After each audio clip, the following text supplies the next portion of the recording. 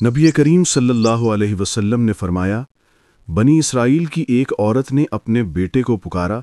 उस वक्त वो इबादत खाने में था। माँ ने पुकारा कि ए जुरैज। जुरैज पसो पेश में पड़ गया और दिल में कहने लगा कि ए अल्लाह, मैं अब माँ को देखूं या नमाज को। फिर माँ ने पुकारा, ए जुरैज। वो अब भी इस पसो पेश में था कि ए अल्लाह, मेरी माँ और मेरी नमाज।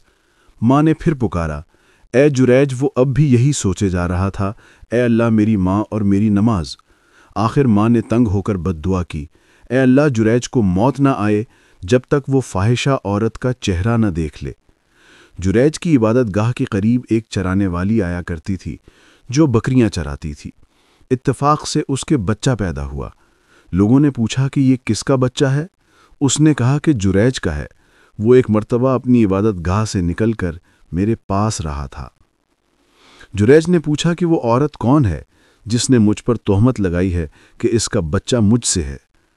औरत बच्चे को लेकर आई तो उन्होंने बच्चे से पूछा कि बच्चे, तुम्हारा बाप कौन? बच्चा बोल पड़ा कि एक बकरी चराने वाला गडरिया मेरा बाप है।